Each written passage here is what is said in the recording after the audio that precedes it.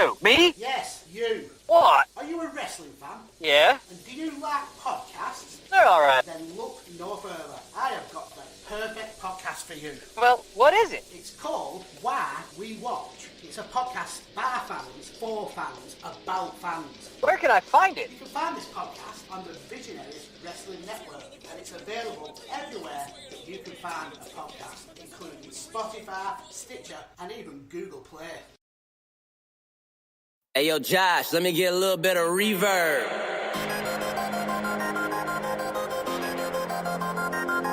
Yeah.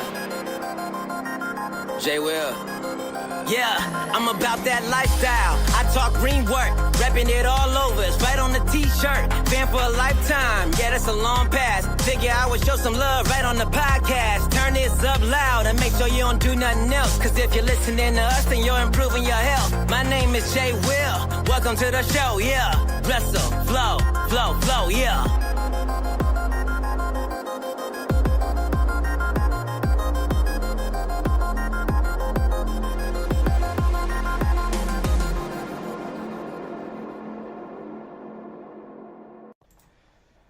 Hello and welcome to the third edition of Reverb Rewind. I am Josh. Kevin is here as well. How you doing, Kevin?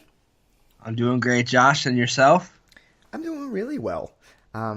Before we get into Reverb Rewind, something happened overnight that I woke up to some nice news. And it was Lacey Evans quote tweeted me on Twitter, and I'm fangirling about it. Very nice. I knew that I was going to talk about it. I was like, let's get it out of the way fast so then people can move along. But I was like, I didn't even when you have heaps of notifications on Twitter and you have to click show more. Yeah. So I woke up and I was like, oh, I don't feel like going all through all these tweets. So I just left it. And then I was like, let's just go through all my tweets. And it was the very last notification. I was like, oh, wow. I wouldn't have noticed this. Could you imagine if you didn't check that and never saw that? I would have cried. That'd be a tragedy. Oh, man. So we haven't talked since last week. What's been happening in the world of Kevin? Well, nothing too much. Same old. Just, nose to the grindstone. Getting prepared for these shows. Just watched Takeover Brooklyn today. So it's nice and fresh in my mind for what we're about to do. Yes. I also, on Twitter today, put out that, and this is tentative. I don't want to say this is an absolute thing because it might be earlier, but it won't be any later. On April 1st, tentatively, I'm going to be relaunching my website. I've been sort of neglecting it over the last 2 months because I've been struggling to write. I've had some writer's block, but I'm feeling now like I'm at a point where I can get that started again. Maybe more. I think what I'm gonna do is take it in more of a all-encompassing direction. Like instead of just wrestling, it'll be wrestling. It'll be music, lifestyle stuff. Anything I really want to write about, I will. But at its core, still gonna be the last blogger standing. Still gonna be a wrestling blog at heart. Still going to have all sorts of different pieces on there, especially with WrestleMania week just around the corner. Yeah, that sounds really cool. I seen that you tweeted about that earlier.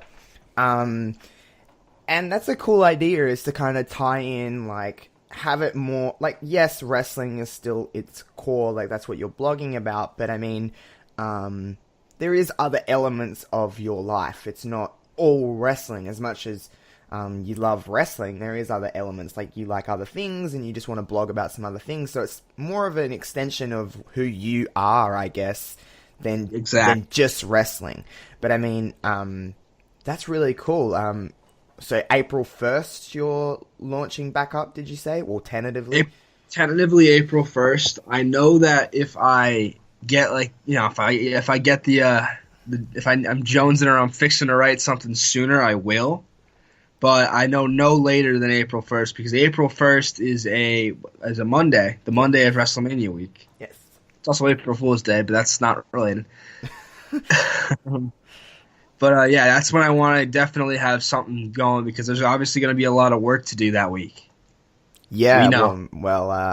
we've got I believe we've got a pretty big week. I believe I've talked about it before. Yes, of course, Brainbuster Radio launches April 1st as well. So not only do you have something to read, you have something to listen to. So we got a big week. We got a big week, WrestleMania week, and Kevin, we can chat about this more, but this is a nice little idea. Maybe we can tie some things in WrestleMania week between your blog and the podcast, and kind of have a little bit of a fun time with that. That could be fun. Oh yeah, there's a world of possibilities out there with tie-ins and with sort of, you could write stuff. We'll do, really anything. WrestleMania prediction show on Friday on Brainbuster Radio. Make sure you're not going to want to miss that, WrestleMania week Friday.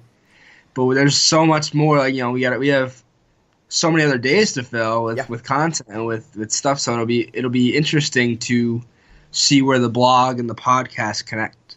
Yeah, that could be really fun. A little bit of news for later this week. Speaking of Brainbuster Radio, this Friday on Wrestling Reverb, or late Thursday night, wherever you are in the world, we're going to have a special guest. We've got Queen coming on. She's a part of the Brainbuster Radio family. We're going to chat some stuff about Brainbuster Radio, and we're also going to have a nice little chat about wrestling. Me and Kev will have the best time with Queen. She's a lovely, lovely lady. So make sure you check out that later in the week on Wrestling Reverb. And of course, like Kevin mentioned before, Friday of WrestleMania week is our debut on Brainbuster Radio, and we will be having a WrestleMania prediction show. And now I can also let you know that the whole Brainbuster team will be involved in that show in some capacity with their predictions. I'm going to be kind of assigning each of those guys a couple of matches, and they will send in their predictions and we'll play them on the show for you guys. So you'll hear from the whole Brainbuster team leading into WrestleMania on Wrestling Reverb with their predictions for each match that I assign them.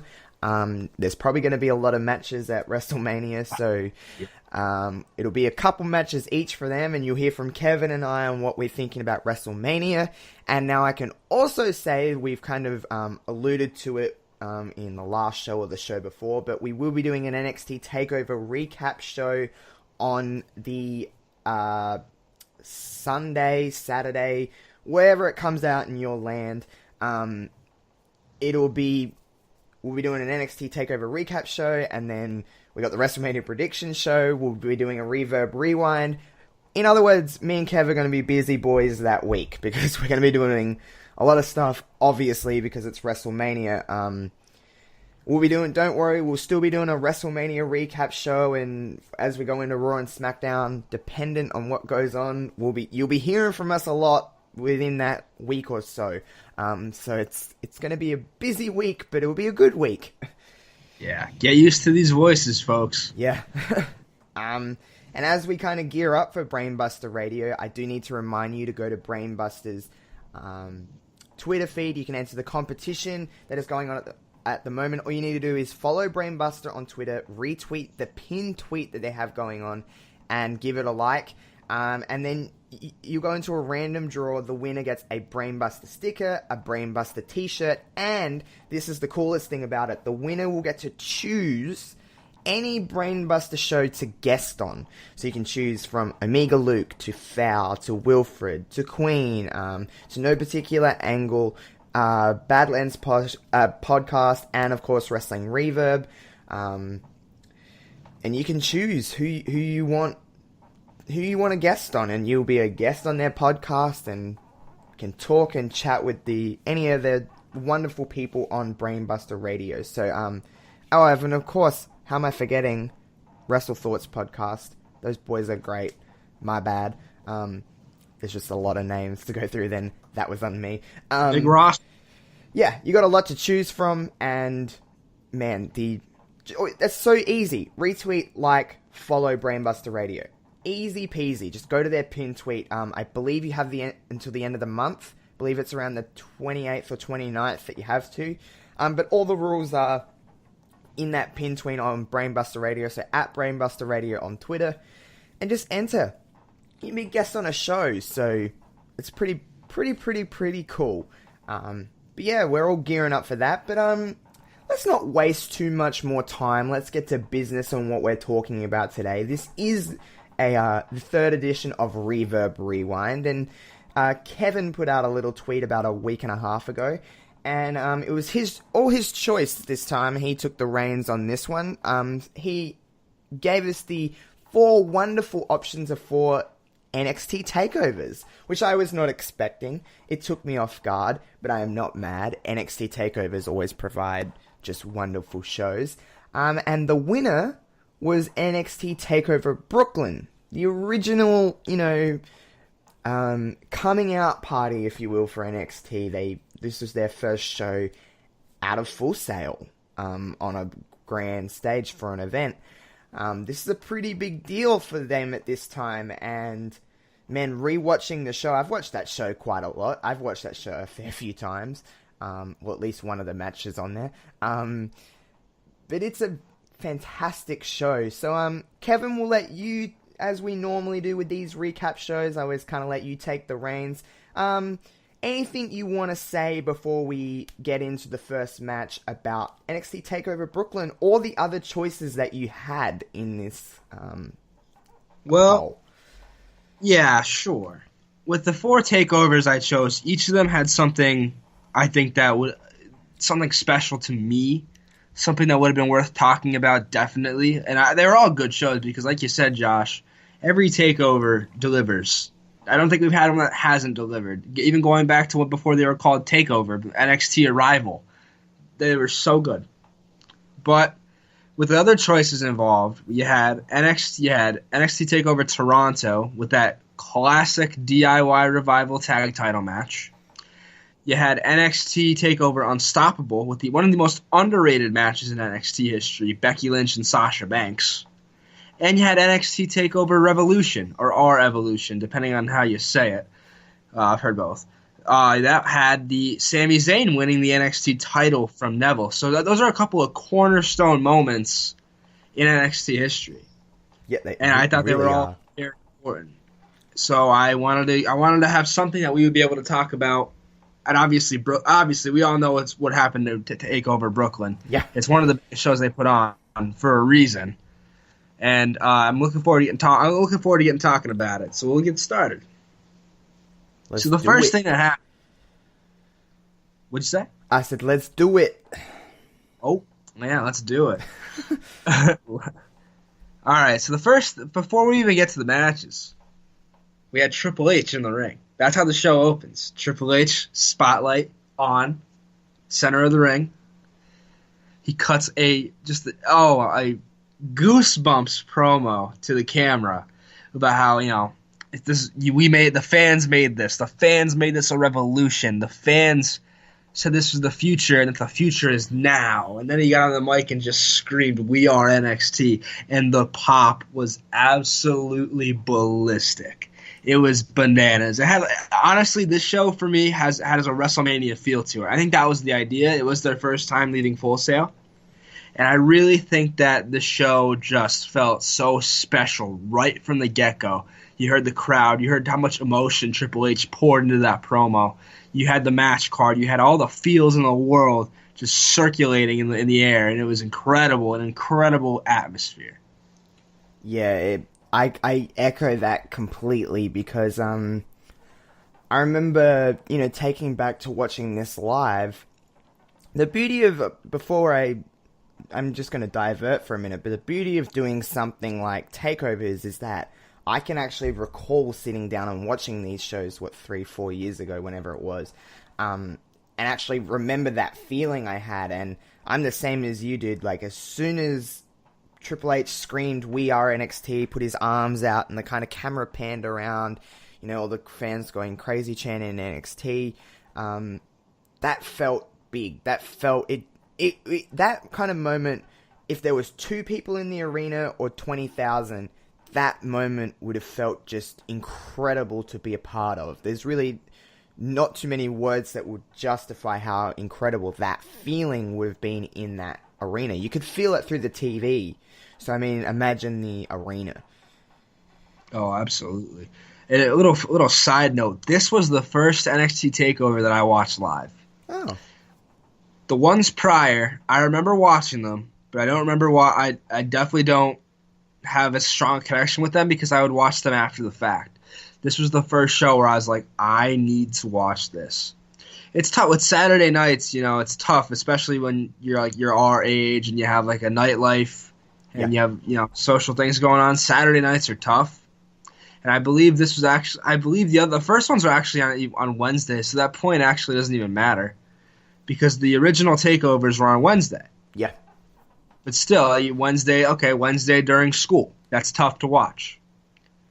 But I made sure that I set time aside to watch this show because I knew it was going to be special. I knew it was the coming out party, like you said, for TakeOver, for NXT, for the whole brand. This was their moment to show the world what they were made of. And I knew I wanted to be a part of that so bad, and I couldn't miss it. So I made sure to tune in, and boy, I wasn't disappointed. Not at all. No, not at all. It is a good point that you bring up. In the States, it is on a Saturday night. So that's my Sunday morning.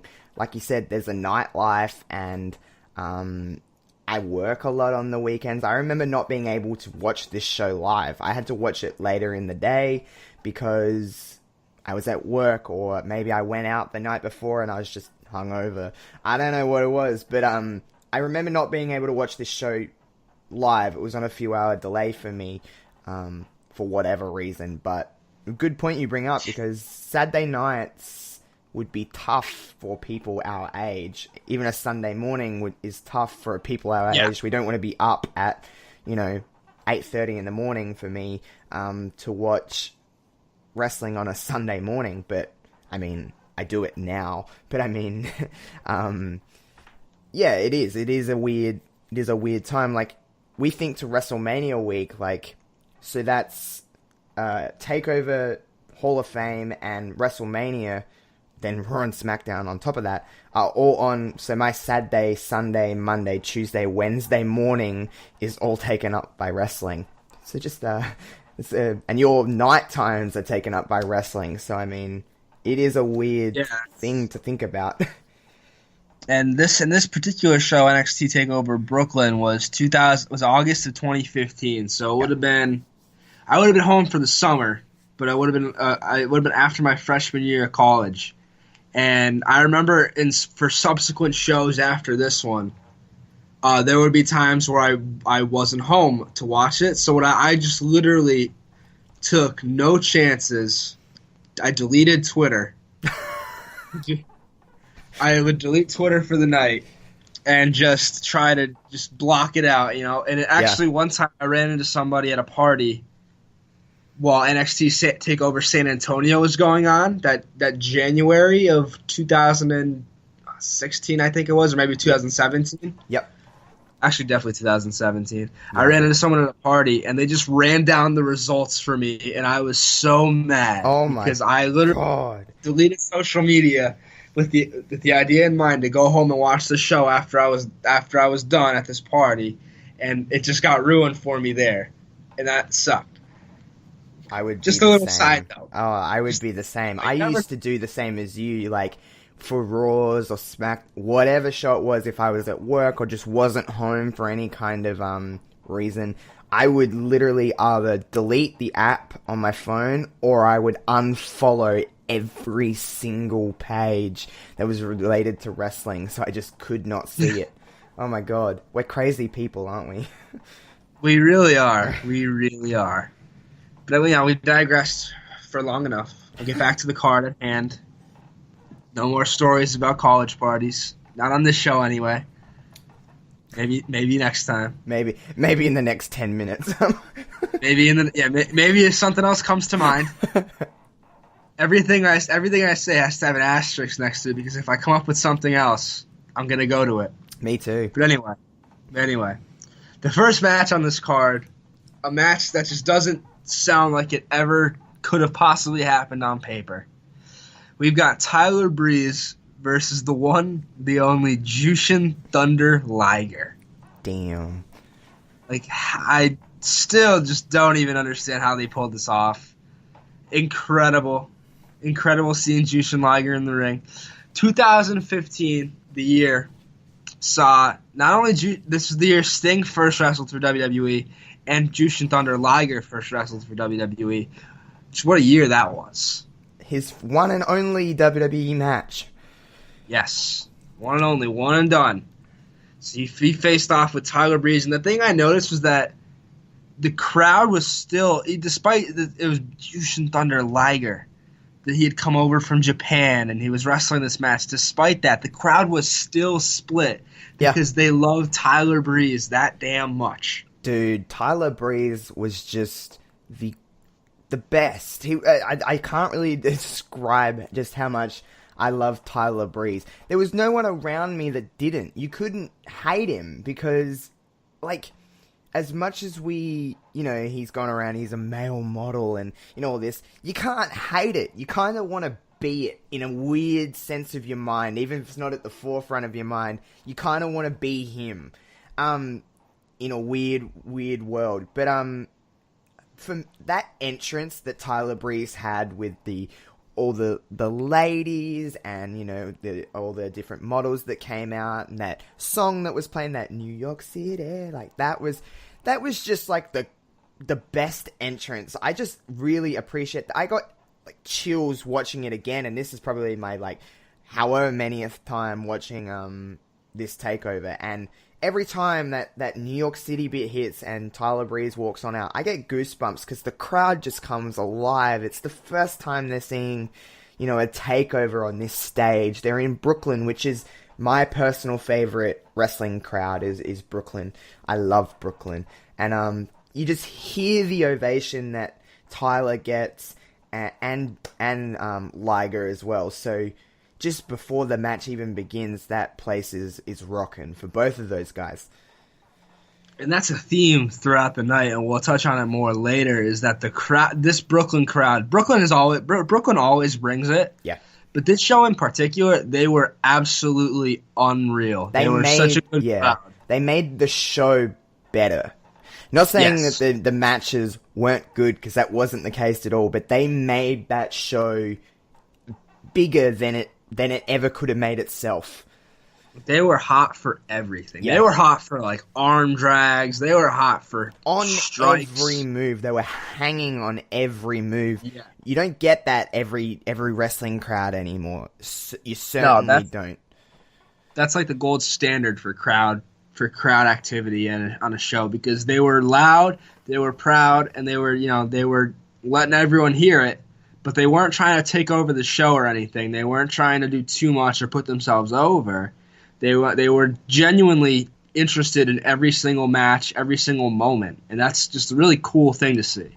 Yeah, especially in I've noticed, you go to different countries and stuff within wrestling, and each country brings their own brand of how they are as a crowd. And I noticed that, like, if you go to Japan, they're very different to the States or to the UK in the sense of they wait for every move. They're very respectful. The quieter they are, almost the better you're doing, in a sense, in some ways. Like, they're very respectful. They'll clap for when wrestling is really, really good. However, in the States, quiet means you're doing terrible. You never want to hear silence in the States. Actually, in majority of the world, you never really want to hear quiet during a pro wrestling match because it means you're doing bad. But this was the legit opposite of that. It was a time where there was never a break in the crowd. They were always constantly hot for everything. They were hanging on everything. And in this match alone, like you said, very split. And going into this, I knew Tyler would be cheered, but I almost thought within the match itself that Liger would be, way more over than Tyler. But it was, if it wasn't 50-50, it was 60-40. Yeah. And it was just amazing. And the match itself was good. It wasn't meant to be like this crazy wrestling match. It was a showcase for both Liger and Breeze, really. It wasn't just like a one-sided affair. both men got their offense in. Both men looked really good. Liger went through the greatest hits, the surfboard stretch, the Liger bomb. He hit all the moves that people want to see. And they did everything that people wanted to see in this. It was a short match, but it was a good match. Yeah. It didn't run too long. It didn't, it served its purpose. This is what it needed to do. And regardless of whether this was a 5-star classic or a 1-star blunder, Jushin Thunder Liger got to wrestle in a WWE ring. And especially, at his age and what he's done in the business, it's something that I never thought that would ever happen. I just thought, this is just something that's never going to happen. Certainly it wasn't on the forefront of my mind, like, I can't wait for Liger to get to WWE. But it was certainly a thing that I've thought about in the past of, hey, I'd really like to see him mix it up some way in WWE. And what a perfect way to do it. Very two different characters in Liger and Breeze, but they meshed so well. They really did. Like you said, it wasn't too long. I think it only ran for probably about 10 minutes, if that, maybe a little bit longer, but just a very good blend of styles and someone that brings so much experience. There's not too many people that have more experience than Liger, so him and Breeze, I've always enjoyed that match. It did its purpose. It got Breeze to a really good spot as well, because he held his own in there with a legend like Liger. Yeah, absolutely. That's a big takeaway from this match, is that Breeze looked every bit the part in this match, and we know he could wrestle. But it's one thing when you're wrestling the guys in NXT, and then you're wrestling Jushin Thunder Liger. The man's an absolute legend. He's done pretty much everything there is to do in this business, except compete in a WWE ring up to this point. Yeah. And so it was just awesome to see him. Both these guys are incredible showmen. Who knows? I don't know. I don't think there's an S. Show model? I don't think there's an S on the end. I think that was just a slip of the tongue. But I don't know. Yeah, they're both incredible. Their showmanship is off the charts. You have Liger playing with the selfie stick, and you have him copying Breeze doing the layup in the corner turnbuckle, laying across the turnbuckle. Just a lot of really fun. Just a good opener. It caught people. It had people going. It was very, it was energetic. Got some cool stuff. Liger hit a nice little somersault on the outside, somersault off the apron, and got the win, which is expected, but that's the right result. Yeah, no, I agree with you completely. And like I could talk about this match for a lot longer than I think anyone would anticipate, because sure, this isn't my favorite match ever, but there's just something about this match. Maybe it's just the energy in the crowd, or just, it's the first match on the card. There was no other perfect way to open this show. That was the perfect match to do it. It didn't overshadow anything else. It was just perfect, and we got that moment. And also a shout out to Jushin Thunder Liger, because he's retiring come January.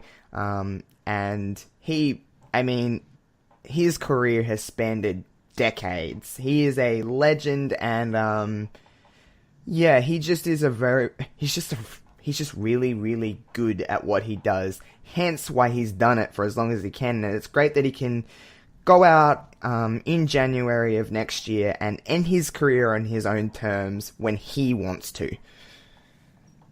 Yeah, that's a really big point, because so many times you see careers cut short. Liger, I don't even know how old he is, but he's up there.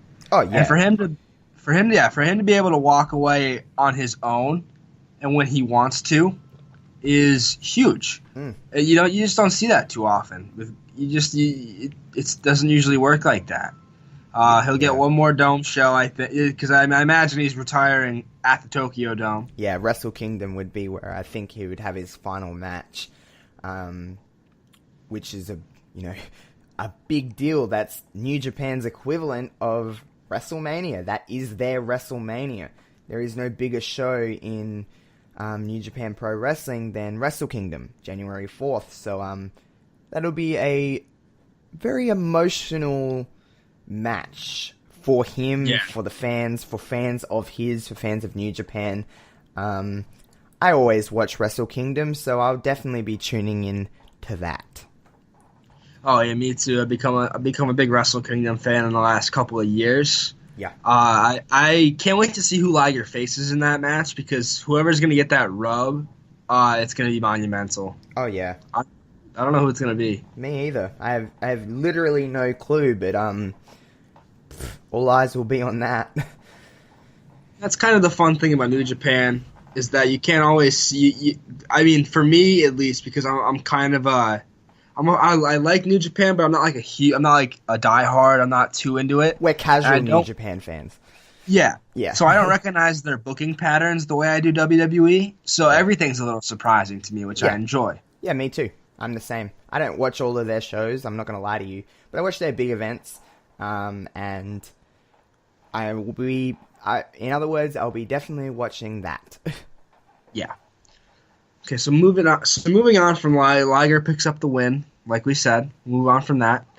There was a nice little video package for one Nia Jax making her NXT debut soon to come. Yeah, that's I noticed that as well. I'm glad you brought that up, because I was like, is he just going to go into the next thing, or are we going to skim over this? But it is really weird, because when you think about this is 4 years ago now. Well, it's coming up on 4 years in August.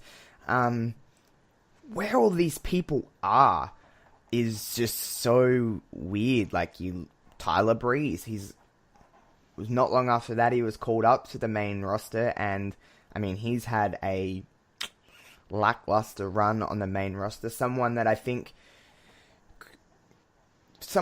could have done a lot better than what he was presented on the main roster as, but that's neither here nor there. Nia Jax, obviously, regardless of people's opinions on Nia Jax, she certainly had a successful run since that moment, well, that introductory video. She is a former Raw Women's Champion. She is constantly in a storyline. She has fought pretty much everyone on the main roster. She's had a match, big matches with all of the ladies. So I mean, regardless of what you think about her personally on her work in the ring, she's had a successful career. Oh, absolutely. She's been relevant ever since this moment at TakeOver. She ran through NXT in pretty short order. She got called up. She's a Raw Women's Champion, like you said. She won the Evolution Battle Royal. You know, she's mixed it up with Rousey. She's mixed it up with Banks, with Charlotte, with just about everybody. Yeah. And she's been doing it. Yeah, she's been on the top of the card, if not somewhere in a position of relevancy for the last couple of years now. Dude, so kudos to her for hanging on, especially in a business where your shelf life is so short. Yeah. You look a year ago, she was building up to win the Raw Women's Championship at WrestleMania. There's not really any bigger moment that you can win your first championship than at WrestleMania, and Nia did that. So I mean, kudos to NXT, because she did well enough there for them to be like, we want you up here, and she's had a pretty successful run, like you listed on her accolades before. But yeah, Nia Jax coming to NXT. Yeah, I wonder. Yeah, so everyone has put on notice there that Nia Jax is on her way. Then we get to the next match. I'm not gonna. I didn't skip any of the in between stuff, because it's pretty important, or at least it's interesting. Yeah. To touch on. So next up we got the Vaudevillains, Aiden English and Simon Gotch, taking on Blake and Murphy for the NXT Tag Team titles. And before this match even got started, obviously Blake and Murphy had Alexa Bliss with them. They make up the collective known as the Blake Alexa Murphy Factor, or BAMF, which has a funny little play on words. And then, as an equalizer, because Alexa Bliss had been a thorn in the Vaudevillains' side, the Vaudevillains call out Blue Pants. Da da da da da da da da da da da. It's Blue Pants. Straight from the clearance rack. There's no better billing than straight from the clearance rack in professional wrestling history. I'm convinced. We got old Blue Pants here, and man, can she just groove and jive like that thing that she did with her arms. You can't see me at the moment, but I'm doing it as well. She did it with the Blue Pants, and then in she comes and did the whole stance with the, hands on her hips, and she was straight from that clearance rack. She was ready to kick some Bliss ass. And the crowd went again. The crowd just went ballistic.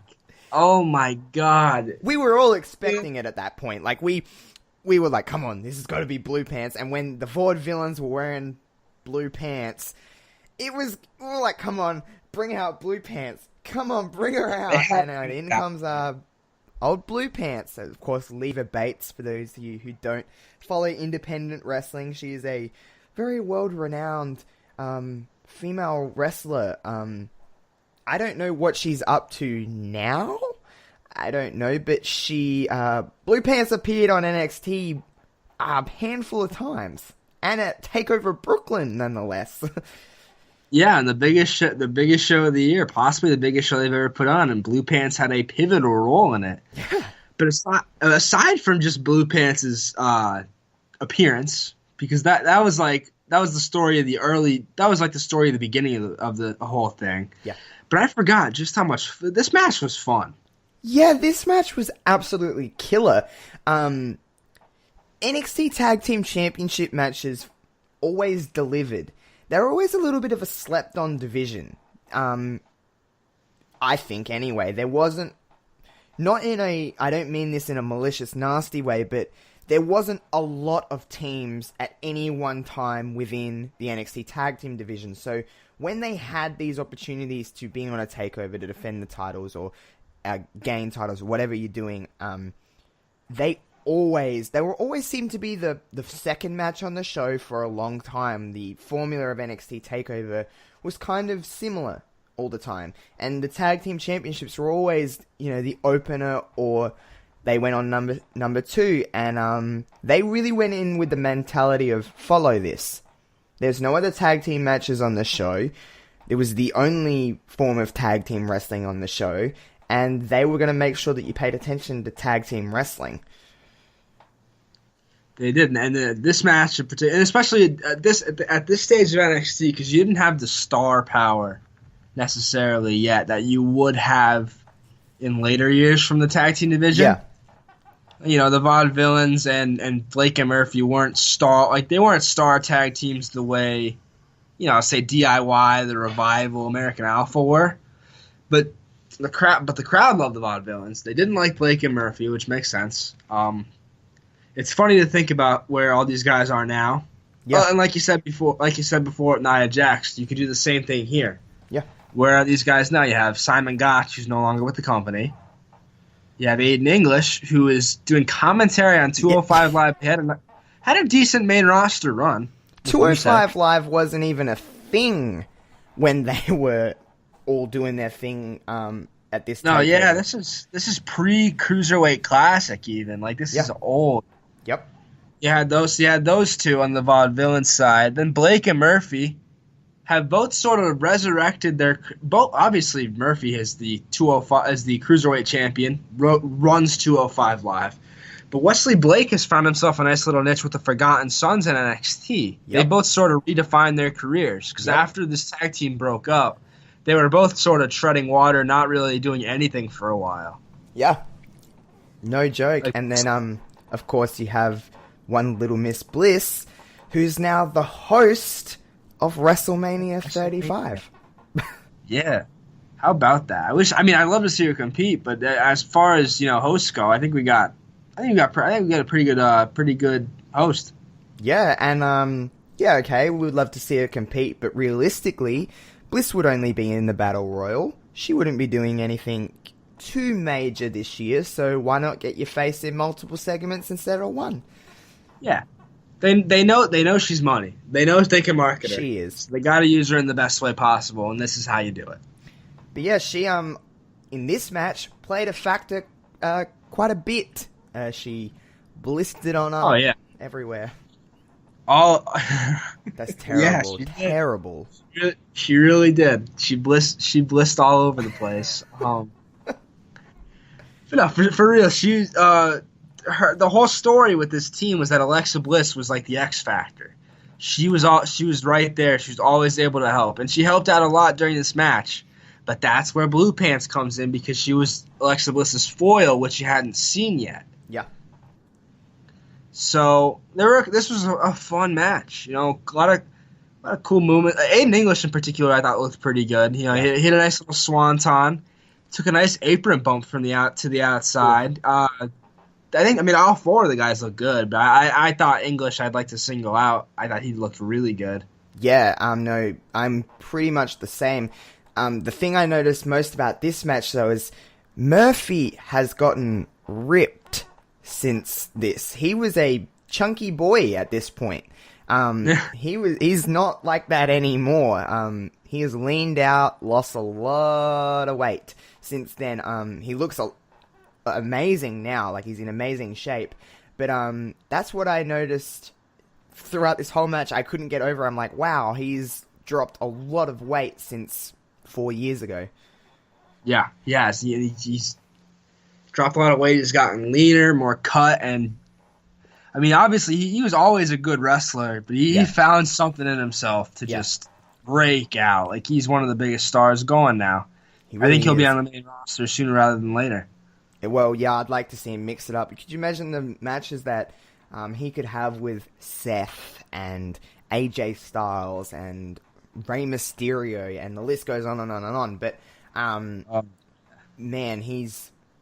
Even in this match alone, like, the amount of, like, false finishes in this match, like, even I, who've watched this match countless times, was still like, oh, is that the oh, that's the finish. Oh, I can't, that's the finish. And I kept getting on the edge of my seat again, watching this, because I'm like, oh, this wasn't the finish. That wasn't the finish. And then the cool stuff with Blue Pants and Bliss when they were brawling, and man, that slap from Blue Pants was just shit. But it was still amazing. It really was. It was terrible. She swung from, like, and got no, like, there was no oomph in it, and it was just a trash slap, but man, I loved it.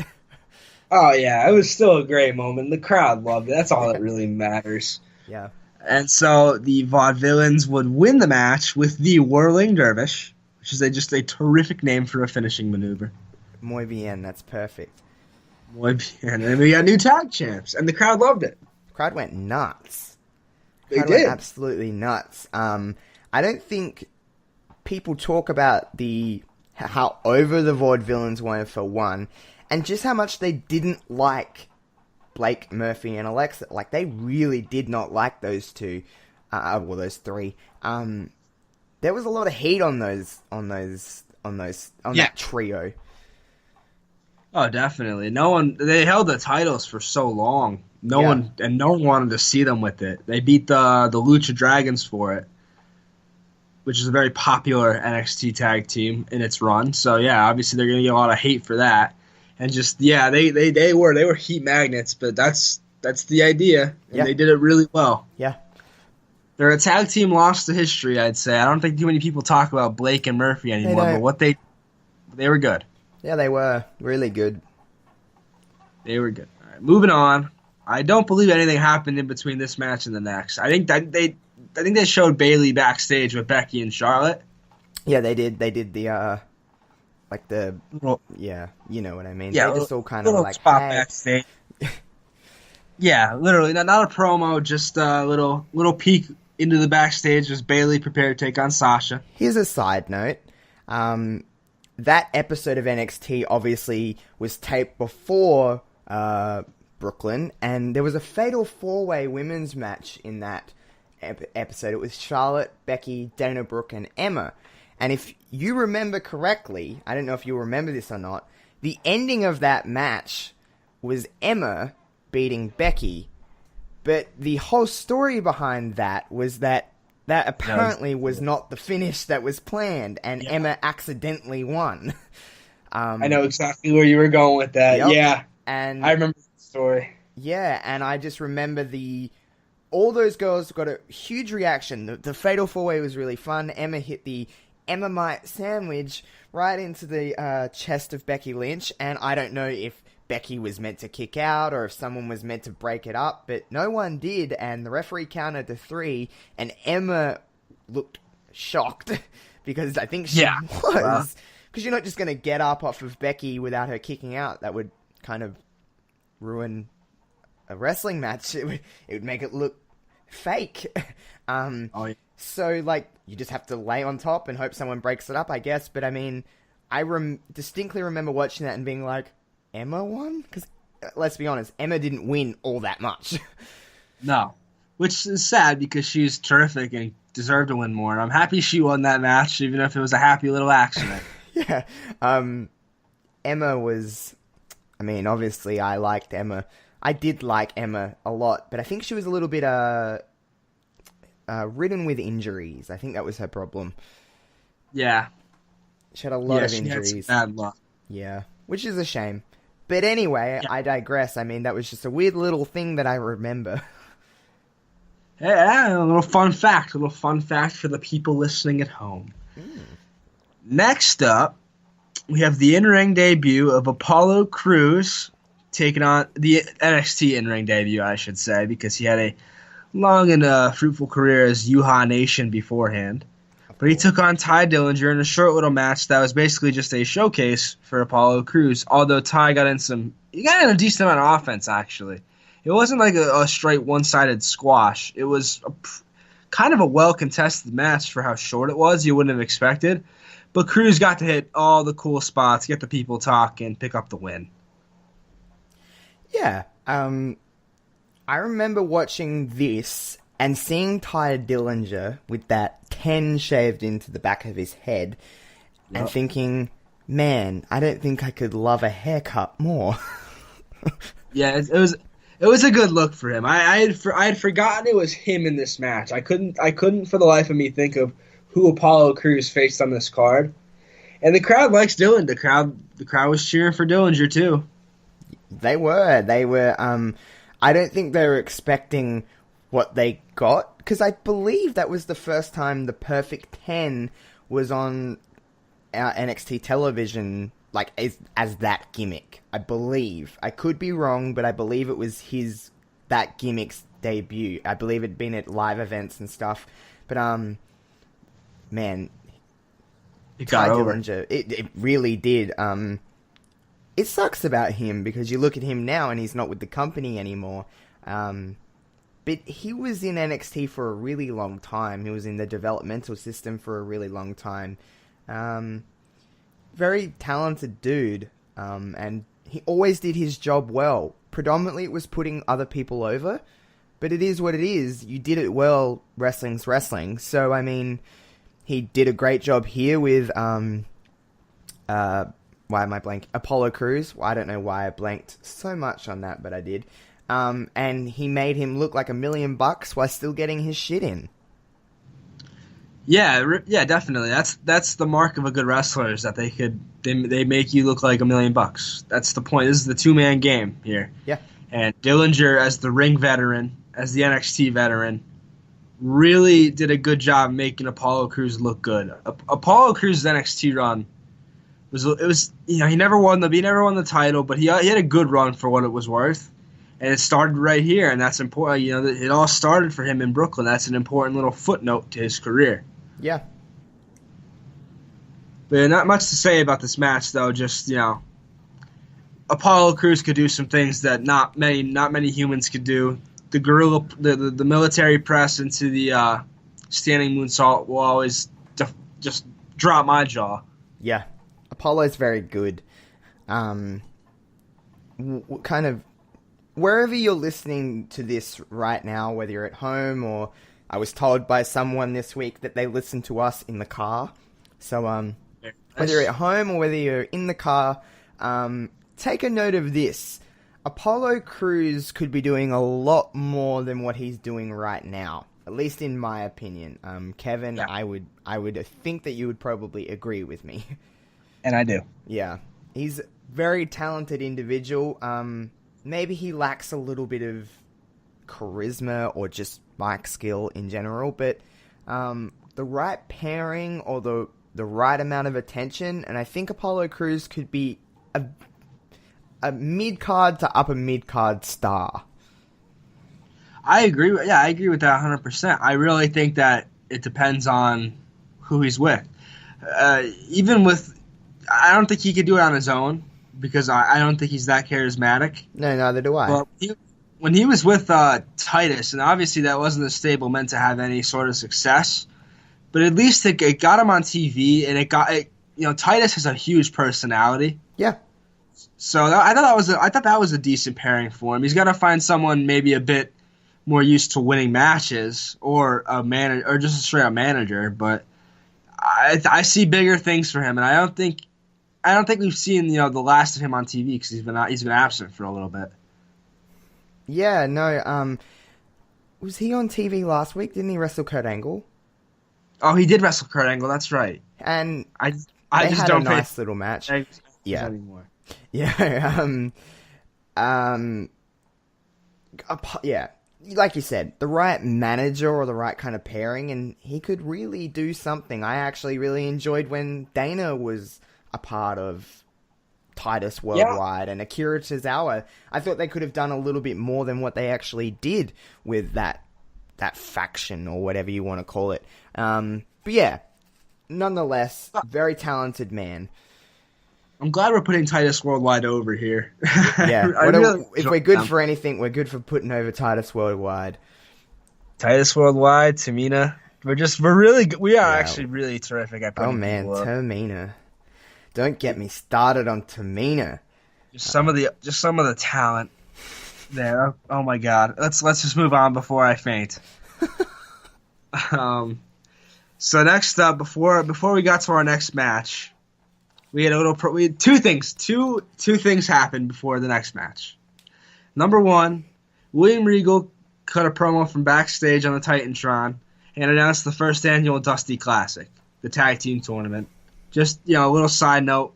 Obviously, Dusty Rhodes meant a lot to NXT, and he meant a lot to wrestling fans everywhere. I miss him to this day. But this was a really nice gesture to name this tag tournament after him, and I think every year they've done it justice. Yeah, this was only, at this point, a few months after Dusty had passed, I believe, wasn't it? Or was it? I think so. Yeah, it would have been 2015, so I believe he passed away in maybe the June or July of that year, so this was probably... Dusty was probably a very big part of this show, just in terms of not only, in spirit, everyone loved Dusty, but I mean in the terms of the organization, the build-up to this show, he was probably a very big advocate for running TakeOver in Brooklyn, in my opinion anyway. I could only assume that he would have been. I've never heard anyone talk ill of Dusty Rhodes. Everyone loved Dusty. He was a very honest and very real person, I think. And just, obviously, the man is super charismatic, maybe one of the most charismatic characters in wrestling history. He is a true pioneer of NXT. Oh yeah, you can make the claim that there wouldn't be an NXT without Dusty Rhodes. Yeah. He truly is one of the smartest wrestling minds I think that's ever been in the business. No, he really knew his stuff. Again, we miss you, Dream. But thank you for everything, and this was dedicated to you. This tag tournament was dedicated to all the hard work he put in. Yeah, no, I completely and 100% agree with that. But yeah, the Dusty Rhodes Classic was announced, and I mean, hey, that's ongoing right now. The fourth Dusty Rhodes Classic or the third? Yes. So I mean, obviously, it's something they hold very near and dear to NXT. Yeah, I think we'll be seeing that as long as NXT exists. Yeah. And that's fine with me. Absolutely fine with me. It's a great way to showcase the tag teams that they have down there. Yeah. So, the second thing that happened in between matches, I think you'll like this one, was that we got a look at the 4 Tough Enough finalists in the crowd. Gasp. And can you just run through those 4 folk for me? Do you think you can handle my level of excitement for what I assume you would name last, or who you would name last? Yeah, you know who's coming last. I gotta name the other 3 first. The first 3 of these 4 competitors are no longer with the company. You had Josh, Sarah Lee, and ZZ. And then may I take the reins on who else was there? Yeah, Josh, go ahead. Who else is there? Mandy. That would be Mandy Rose. Yes, Mandy Rose, who would go on to... Oh, she didn't win, which is stupid. She came in second to Sarah Lee. Listen, but Tough Enough... Okay, I've watched every single season of Tough Enough. I've watched them all. That was... The worst thing they did for Tough Enough was make it a popularity contest. Because, guess what? That woman was playing a heel. She was living up that heel persona. What are heels? Essentially, they're bad people. You're not meant to like them. So the fact that she didn't win over Sarah Lee, who couldn't stop smiling when she was hitting a punch, and obviously her head, her heart, listen, I'm not saying I'm the greatest wrestling fan ever, but I've been watching wrestling long enough to know when you can look at someone and go, you're not in this. You're not, this business isn't for you. And that this business was not for Sarah Lee. She's not made for wrestling. Now, I'm not saying Mandy Rose is like the typical, you look at her and you go, you're a wrestler. Your heart is in this. But hey, the woman just went for the SmackDown Women's Championship at the last pay-per-view. She is a heel. She's a great heel. She was playing the character before she was even a character. She knew what she was doing. And that woman should have won Tough Enough, in my opinion. Well, clearly she's doing something right because she's still there. Yeah, she was the real winner of the bunch. I could talk about that season of Tough Enough for a long time because it was just awful. You didn't see. I still enjoyed it for what it was, but it was very quick. Like they were trying to make it like American Idol, but wrestling. Like they were trying to have a live element, but still have a reality show. It either needed to be a longer concept than 1 hour, or it needed to be just reformatted in a weird way. It was done really weirdly. I only rewatched it. When I went to Melbourne last year for Super Showdown, there wasn't a lot to do in the hotel rooms for those few days, so I just chucked on the network on my phone, and I was like, let's watch Tough Enough. So I watched Tough Enough, and going back and rewatching that, you look at the talent that was in there. You had Patrick Clark, Velveteen Dream, Mandy Rose, Chelsea Green, Sonya Deville. They're all they're all with the company. So, I mean, they did something right. Then you look at the winners, Sarah Lee and Josh, and, well, yeah, exactly. Josh, I think, had a huge attitude problem. I remember him putting out some form of a tweet or something about jobbers. Yep. And he was nothing at that stage. At that stage, he was just the Tough Enough winner. And obviously, he never come to fruition with anything. ZZ, I mean, I have nothing. ZZ sucked. Yep. Plain and simple. That made me so mad that he just kept hanging on despite having no ability whatsoever. Yeah. No, I agree. I didn't want him there. I was like, this is stupid. This was nothing more than a popularity contest because every time something went astray for him, he just made you laugh. So you had to at least go, oh, he's funny, so let's keep him around. It's like, no, that's not how it works. You're in this to be a wrestler. They should have never let fans vote on that show. I think it should have been completely and utterly WWE corporate, and I don't care what anyone says about that. I just hated seeing all like the talented people get eliminated in favor of Sarah Lee and Josh. Again, we digress.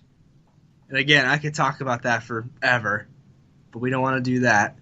Because next up on the card, we had Samoa Joe taking on Baron Corbin. Now, this match was definitely a different type of match. It was more of a brawl, ground and pound. Had a different pace to it. Oh yeah, much slower than the first three matches had been. And that makes sense for who was in the ring. It was Samoa Joe, a submission specialist, and Baron Corbin, a monster. Yeah. It was a little breather almost. It almost felt like a breather in between some of the higher spots and the higher matches on the card.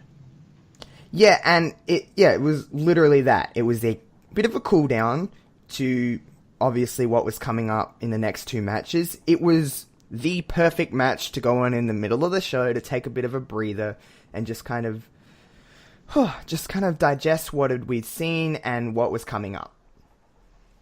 Yeah, and it wasn't a bad match. No, not at all. It was just a slower match, and that was just how it had to be. And you need a match like that on the card.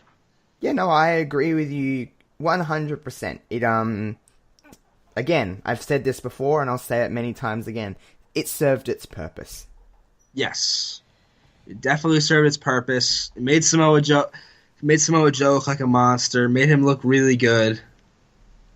That Coquina clutch it's been 4 years, and that's still probably the most dangerous finish in the WWE. People go nuts for that. People go absolutely nuts when he locks in that move. So he's just popping in out of nowhere. Yeah. The way he popped in out of the pinfall attempt was so smooth. Yeah. No, I agree. And it's almost always that speed. It's very rarely where you're like, oh, that didn't look right. He locks it in so smoothly almost all the time. It just feels so inescapable and dangerous. Yep. And when people do escape it, it matters. Like Kofi got out of it during that gauntlet match last month, and it felt like, oh wow. It felt good. It felt like, wow, I can't believe someone escaped the Coquina clutch. Yeah. No, I agree with you. I just love NXT. Oh, yeah. And that's the thing. This may have been like one of the weaker matches on the card, but you put this match on a WWE pay-per-view and it probably would have been one of the best. Yeah. I agree. Yeah, just how business is done down there at the Yellow Brand. But we can move on because I know we're getting to the meat of the show. We're getting to the nitty-gritty. We're getting to the good stuff. Please, before we do that, we'll take a brief little break. We'll hear a few of our lovely friends in the podcasting world, and we'll be back because we got two very meaty matches to talk about. Yo, everyone. This is Yo aka Double G speaking, and if you're hearing this, I can't help but notice you must be a wrestling fan. So, of course, I'd like to tell you about GG Vision, a YouTube channel dedicated to making you laugh like an idiot and compete like a gladiator, with weekly content featuring the main event, the In-Ring Rundown, a wrestling satirical recap show similar to the Mark Remark that gives you a nice breakdown of everything that happens at WWE's flagship shows, sprinkled with my own personal touch of commentary, of course, so it might be just a little bit different than what you're used to. But that is not all. Compete against myself or other smashers and enjoy weekly highlights showcasing all the lovely Falcon knees and punches you could ask for. Battle for prize money in Metronominal, a Pokemon League on Showdown dedicated to metronome battles only that become far more intense than they should be. So if you're looking for a wrestling channel that comes with just a few extra goodies, one that strives to involve its members, join us fellow outlaws and enjoy the show. This has been Man from Earth with all the girth, telling you to be the character that you know you're worth. See you soon. Okay, we are back here on Reverb Rewind. We are currently discussing NXT Takeover Brooklyn, and if you're just joining in now, man, we're about to get to two very, very big matches. Can I just say, before we talk about this match, there was a certain someone in the crowd for her friend, yes, and it was Tamina. Tamina was here making the show better as she normally does. Tamina and Naomi, of course, fellow members of Team Bad, were shown in the crowd for this one. Now, I'm pretty sure people have probably heard about this match before. I'm pretty sure. And you've probably heard me talk about this match before. Kevin, take the lead. What is coming up next on NXT Takeover? Okay, so even just one little thing before we get to the next match, because they showed someone else in the crowd. They didn't just show Naomi and our goddess Tamina. They showed Ric Flair, Sergeant Slaughter, and Kana, who, for those who are unaware, Kana is now known as Asuka. This was her first sighting on WWE TV, as far as I figure. Yeah. So that's pretty cool. Yeah. But yeah, next up, the match we've all been waiting for, the match we've all wanted to talk about. We've got Sasha Banks defending the NXT Women's Championship against Bayley, the huggable one, the hugger. You know, I wrote down one thing for this match in my notes. I wrote no notes needed. Because nothing I could possibly write down could accurately convey how I felt about this match. It's all got to come from the heart. And so I'm speaking from the heart when I say that this match may not have been the best match NXT's ever put on, although it's definitely up there. But no match, for me personally, has ever made me feel like, wow, like a kid again, like, wow, wrestling is amazing, like this match. This match put me in such a different place than any match has ever put me in, honestly. I'm going to do my best here to... I'm not afraid to admit that I can get pretty emotional, especially when it comes to wrestling, because I've said many times that wrestling has always been my first kind of love. I love wrestling, and when it's really good, it gets me. So apologies if I get a little bit emotional during this, and you can call me crazy, anyone out there that wants to, but I'm not afraid to admit it, so I don't care. This match, I've said many times, is hands down my favorite match ever. There's nothing that comes to that match. I absolutely love that match. Like you said, it puts you in a different zone. Any kind of issue or any kind of thing in your head is so non-existent. You don't want to look at your phone. You don't want to be distracted. You don't want to eat food when you're watching this match. You just want to sit in front of the TV and just watch the absolute masterpiece that was this match. Every time I watch this match, I'm never distracted. And at this point, I'm not even joking when I've said I've probably watched this match 20, 25 times. I can recite this match pretty much spot for spot. I didn't write any notes for this match because I can nearly call it just by closing my eyes and telling you every single spot in this match. If people weren't paying attention to the women before this match, they certainly were after, because there was no ignoring them anymore. Stephanie McMahon said at the start of this match, she was talking about they aren't just put in the main event, they are the main event. That match was, no disrespect to the match we're going to talk about in a moment, but this match was unfollowable. You could not follow this match in any way. And that's not a discredit to Owens and Balor. It is just that match was perfect. If you could have a perfect wrestling match, there's only, so many that you can list that are perfect wrestling matches. And if you're not listing this one, I honestly believe you're kind of crazy, because this isn't, to me, I just want the stigma of this was a good women's match to go away. This wasn't a good women's match. This was a good match. Nonetheless, it wasn't gender. This match was good whether a dog had it, a man, a cat, a woman, an alien. It does not matter who was in that ring. They delivered, and they had the NXT match of the year, the match of the year. There was nothing that was better than that in 2015. I will hold that match up against anything and debate it with my life. It is always in my like handful of matches that I'll show new wrestling fans, I will always put this match on at some point and say, try and not get involved in this, because watching the video package before this match, even if you were a fan of Sasha and you were more a fan of heels, how could you not get involved in Bayley? She was the epitome of what an underdog was. She lost a lot. She was turned on by all of her friends. She didn't have anything else, but she had the fans. She had them. And man, did she turn that crowd, because Brooklyn can be a rabid bunch, and they generally are more pro to heels. And while Bayley did get a pretty big reaction, Sasha's was bigger. And the crowd were very much split.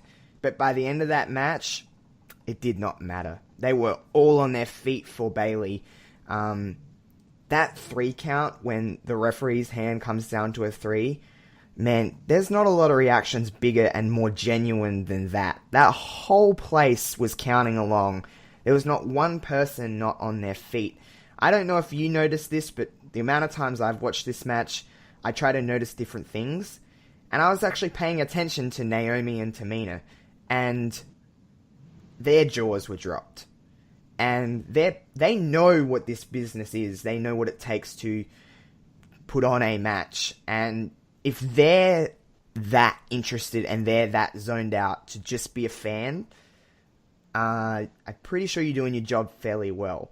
Like I said, this is hands down my favorite match ever. I'll debate it all the time that it's better than this, better than that. It's the only time I get super opinionated about wrestling is with this match. But it's just every spot in that match, from the stepping on the hands of Sasha to Bayley, and the suicide dives, or the dives over the top rope, I should say. The storytelling in that match of just Sasha is better than Bayley. Every step of the way, Sasha's always one step ahead, to the reversals of bank statements and kickouts of Bayley to bellies, and then of course the reverse Rana from the top rope that was just, every time I look at that, it's hard to not just, it just looks painful to the ending. It's just an incredible, incredible match. I'm trying to put it into words of how incredible that match was, but it's very hard to do it justice, because if you're a wrestling fan listening to this and you haven't watched that match, please pause this podcast right now and go to NXT Takeover Brooklyn and watch Banks and Bayley, because even a non-wrestling fan, I'm pretty certain that you will at least go, oh wow, I can see why you love that match.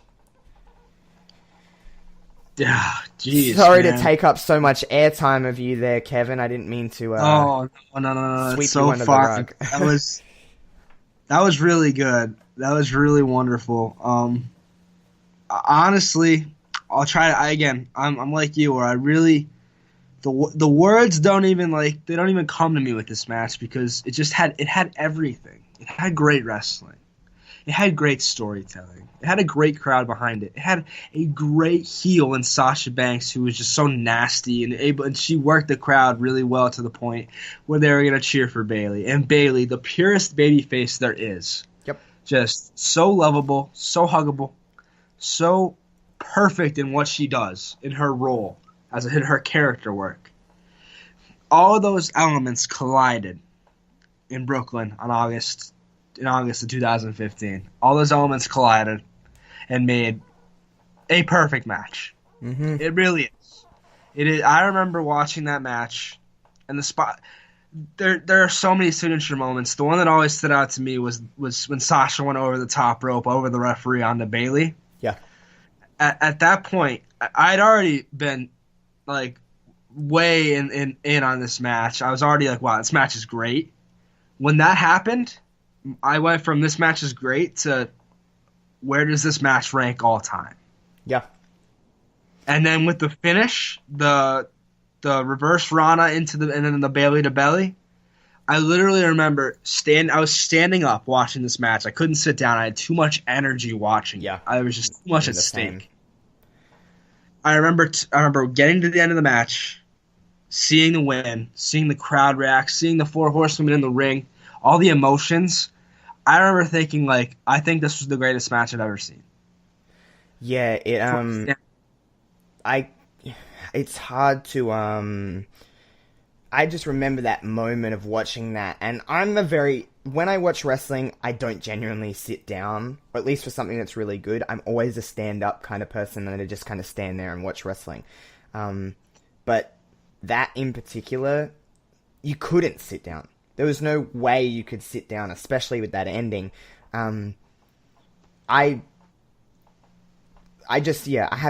There's nothing bad I can say about that match. There was no spot that was bad. They did everything perfect. And, man, 4 years later, here they are as the women's tag team champions. In my mind, it's like, I can't wait for them to drop those titles so we can recreate that magic. Because, you'll never completely recreate what they did in that moment. You'll never get a bigger moment. I'm not saying this in a nasty way, but that is the peak of their careers. That is the peak. They will never outdo that performance in my mind. Both Sasha and Bayley. They will never have a better match together, separately. Nothing will outdo that. Well, at least in my mind, I don't think them two personally could outdo what they did that night in Brooklyn. But, they had an incredible match the next pay-per-view. For NXT, they main evented, did the 30-minute Iron Woman match, and it was fantastic. But nothing will ever recreate that particular setting, that crowd, that moment. It was the first time Bayley won the NXT Women's Championship, and she had opportunities in the past. It's not like this was her first go-round. Sometimes you gotta lose to win, and that was the ultimate story of that, and it just is a shame in some sense that Bayley had come up to the main roster and won so fast, because you could have recaptured that energy to a whole new set of eyes. But that's a different topic for a different day. But of course, would be kind of not doing it justice to talk about the end of this match, and of course, Becky and Charlotte joining in, and they held up the 4. This was kind of the last time we'd ever see them in NXT together. At that point, I thought it would be the last time we'd see Banks in NXT, because she'd been called up to the main roster. Charlotte and Becky had been called up to the main roster. I think people forget that Sasha Banks wrestled the next night at SummerSlam. So, it was certainly the last time you'd see those 4 together on that stage in NXT. And you can correct me if I'm wrong, Kevin, but I don't believe we've seen those 4 in the ring at the same time since then, because all 4 have never been on the same show. That's correct. We have never seen them since, all 4 together. Hopefully that changes someday. I'd love to see it. But if it doesn't, we will always have that night in Brooklyn. Yeah. Just soak in the memory of.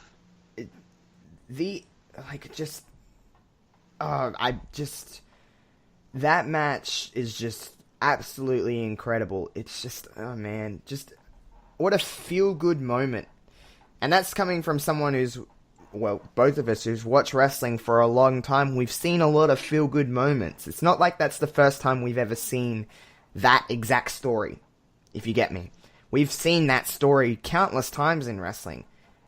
But if it ain't broke, don't fix it. That story works. WWE should take a page out of that story. You could recreate that kind of moment with Kofi.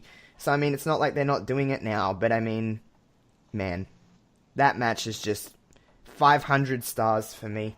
I'll never not be able to watch it with the same feeling that I watched it the first time, because it just captivates me. Absolutely captivates me. And the thing is here is that there was a match that had to follow this, and if anyone or you, Kevin, have watched the 24 special on NXT Takeover Brooklyn on the network, you could tell Finn and Kevin were like, oof, we have to follow that. Yeah, I have seen it. I know what you're talking about. I don't personally see how any match was going to be able to follow. You couldn't. Bayley and Banks. It could have been every one of your favorite superstars in your favorite type of match, and I still don't think it would have been able to hold a candle to Bayley and Banks. It really couldn't. There's still, in this day and age, as stupid as it sounds, there's still people just aren't into women's wrestling. They aren't into female athletes. But, man, if you're a fan of wrestling, there was no way that you couldn't just go, that match should have went on last. It was unfollowable. It was just, you cannot follow that. You're doing the other match an injustice because, I mean, as great as this match was, it just was not that. And that's not a discredit to those lads because, man, they really went all out. But, man, an infollowable match. And you could tell Kevin and Balor were like, oh, shit, this is gonna be really hard. But, of course, you're the main event. You're doing your best. Yeah, it was a good main event. I really... Every time I go back and I watch this show, I try to watch it with an emphasis on pay attention to the main event. Yeah. Because every time I watch it, I always get taken out of the game by Bayley and Sasha because after that, you're so revved up, you're so so much energy. It's like hard to come back down to earth. Yep. If you know what I mean. I agree. So I always try to watch this show with added attention on Balor and Owens, and it's a good match. It's a good match. I don't know if I'd call it one of the NXT main event classics. Probably not by a long shot. Probably not. But it had good spots. I missed the Demon. I wish we saw him more. Yeah, I do too. But he had a cool entrance where he was popping up in different places, and it was cool. Owens is Kevin. Kevin Owens is Kevin Owens. He's gonna do, he's gonna come here. He's gonna kick ass. He's gonna take names. No, I just don't really know. It is hard to look at this. Okay, so if this match went on before, for example, I think I would have enjoyed this match more. Because looking at this match bell to bell, it's a great ladder. It really, really is. It is a fairly decent match, but it's just positioning, I guess, and every time I watch this show, like you said, you try to make sure that you're going to really zone in on the main event, but halfway through Bayley and Sasha, I get lost again. And I'm just like, it's oh my impossible. god. And then you've got to be like, okay, I've got to prepare myself again for watching this NXT Championship match. And like I said, it was bell to bell. This was a really decent match. It had a lot of cool spots, as most matches like this are. But it's just, it is what it is. It's just positioning. Hey, but it's the NXT Championship match. Arguably, it should be on last. But even the crowd, as into it as they were spent. Yeah, they were. You could tell. At the beginning of the match, they were chanting for something they saw in the crowd. They weren't as into it as they were because Bayley and Banks just took them out of it, basically. Yeah, and it is what it is. Those girls made you pay attention to what they were doing. So, I mean, they literally stole the show. If you could think of anything that stole the show more, be my guest to debate me, because I'll argue with that all day. But yeah, this match was still good. This was kind of Owens' goodbye to NXT. And he wrestled the next night at SummerSlam as well. He actually wrestled Cesaro, if you remember. Yeah. So he had a big weekend. Like I said, it was his kind of au revoir. It was bye to NXT, and pretty good way to go out. Yeah, definitely. There were a lot of great action in this match. A lot of cool spots. You got to see Owens take a back body drop on the side of a ladder, which looked like it hurt. Yeah, that was nasty. And obviously this match had its signature moment, which was the coup de grace off the ladder, which is an incredible, the visual of it, of him standing atop the ladder and Owens laying there prone. That is a visual that sticks. I will say that. Yeah, it just really is. It just doesn't stick as much as Bayley winning the title. You're gonna, no matter how hard you try to wrap up this match, you're gonna keep going back to the one before it because they're always gonna be tied together. No, I agree with you. It always will be. Not that there's too much more to say about the show itself, but overall, this show is pretty damn fantastic. It really is. Bell to bell, wire to wire, finished beginning to end. Just fantastic action all throughout. Really couldn't ask for a better show. No, you couldn't. As we kind of wind up here with this show, do you think this is the greatest takeover of all time? Oh, it's so tough. It's a tough question. I actually saw a poll posted on Twitter before by the Champions Advantage podcast. Shout out to Champions Advantage. They were having a dispute, the two of them, and they posted a poll: what was better, NXT Takeover Brooklyn or NXT Takeover New Orleans? I think the wrestling was probably a good bit better on New Orleans, but I just don't know if you could match the the atmosphere of Brooklyn. It just felt like a special show that New Orleans, while it delivered in ring maybe more than Brooklyn, it just didn't have the same feel to it. I don't think that Brooklyn did. Yeah, I honestly think that that Brooklyn, New Orleans was really good. Shit, I don't know. Talk it out. It's tough. I think Brooklyn because. Do I just say Brooklyn because of Bayley and Sasha? I don't know. I think personally Brooklyn was better. New Orleans was really good though. I don't know. It's a hard question, but I do honestly think this was probably the best takeover ever. I just think in terms of moments, you won't top this one. No. Just absolutely in my mind forever, the defining moment of NXT Takeover, any of them will be Bayley, will be the four horsewomen standing in the ring. That happened at Brooklyn. That's just a incredible moment, an incredible show.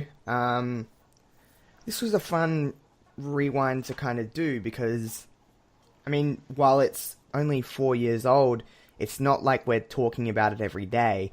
So it is nice to go back and relive that magic and just kind of zone back to where you were at that stage watching this show.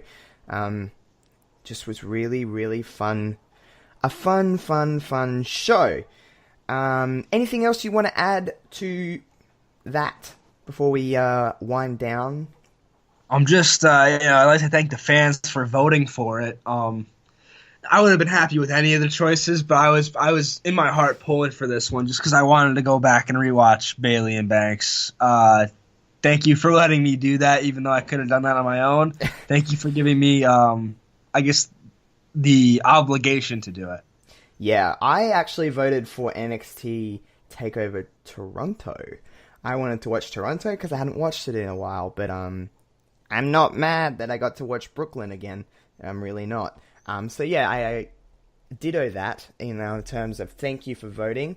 Now, so Reverb Rewind will be taking a couple weeks break because we're going to wait until WrestleMania week to have our very special WrestleMania edition of Reverb Rewind. Now, it's going to work a little bit differently. The reason we're taking so long, I know there's still, 3 weeks until Mania, so 2 weeks until... So there's going to be multiple polls that come out for Reverb Rewind on the next one, because what we're going to do is we're going to have 8 choices altogether, 2, 4, and 4 polls. And the winner of those 2 WrestleMania polls will go in a one-on-one poll, little singles match, and the winner of that will then be our Reverb Rewind. So make sure you look out on my Twitter, at Wrestling Reverb, and you can vote in both of those polls. So you're going to have to choose between 4 on one poll, 4 on another poll, and then they'll battle it out. So you've got a couple. We're going to have this over the next couple of weeks, and then I'll announce the actual date of Reverb Rewind during WrestleMania week. But like me and Kevin have said many times, you're probably going to hear from us 4 or 5 times in that week. We've got a lot to talk about, a lot to break down WrestleMania week. I mean, we could nearly do a podcast every day. There's that much to talk about. But we'll probably do 3 or 4 during that week. But hey, me and Kevin could want to talk every day about WrestleMania, so we don't know. You'll definitely see us for Reverb Rewind. You'll definitely see us on Brainbuster for WrestleMania predictions. You'll hear us for an NXT Takeover New York recap. You'll hear us a lot. Kevin, of course, stated at the start of this, he's relaunching his blog tentatively that week, so you'll be able to read his kind of stuff going in, and I'm sure there'll be a lot about WrestleMania. But yeah, please make sure you vote in both of those polls. They're going to go up today, tomorrow. Within the next 48 hours, they'll be up. And you have a week to vote in each of them, and then you have another week to vote in the 2 winners of those polls. So there's altogether going to be 8 WrestleManias to choose from. Don't worry, all the classics will be in there.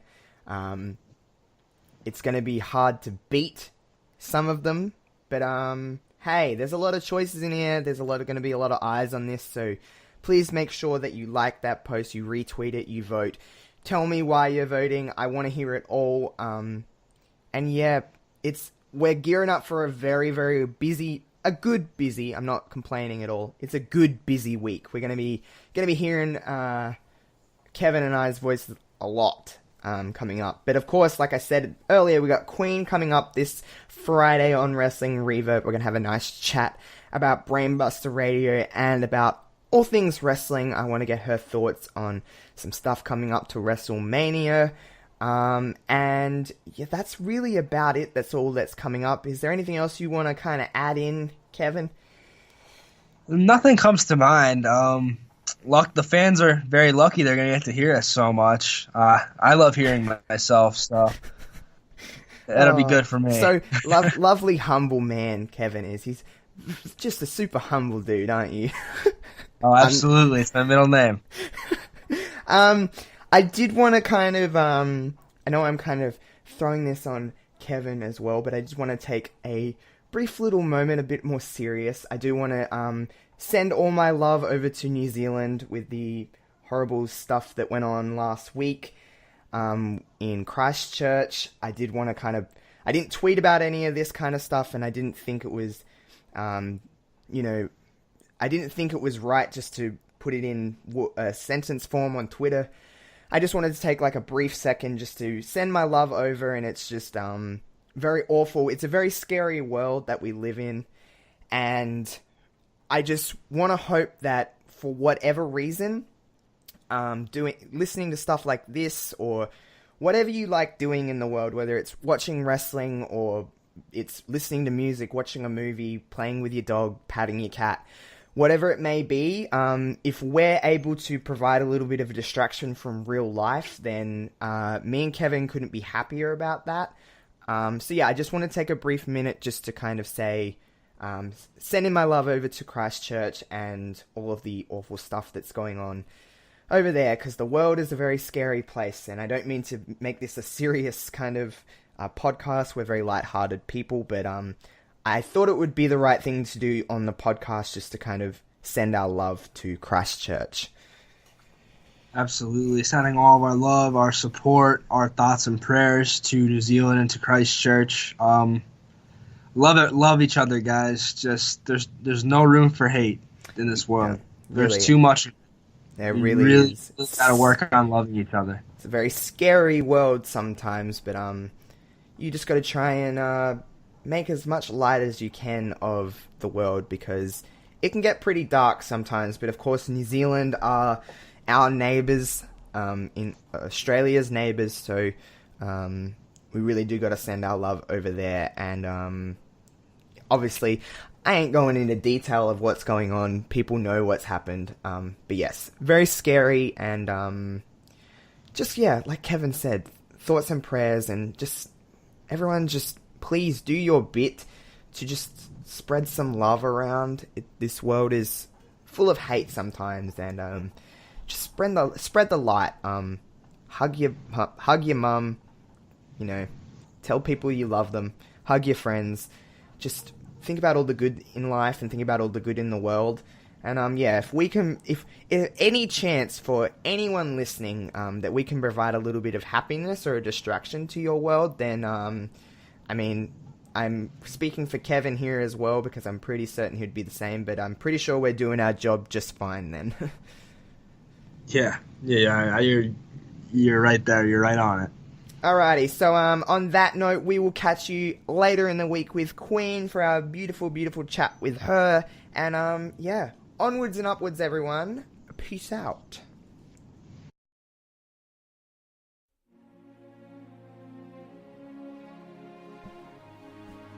So what happened after the Attitude Era? That's right. I.O. WCW.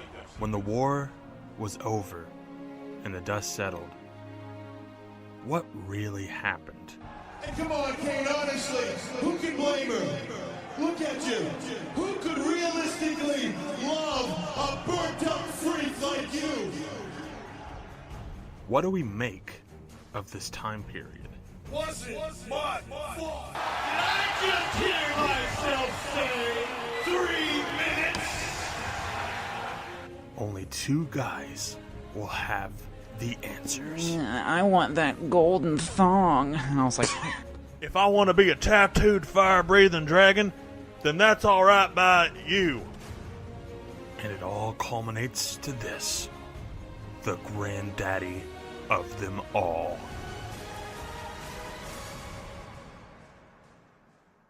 Ruthless aggression. Make sure to tune into the Ruthless Aggression podcast, starring me, myself, Levi, and my good buddy Kyle. Find us on anchor.fm/ruthlesspod and anywhere you can find your podcast.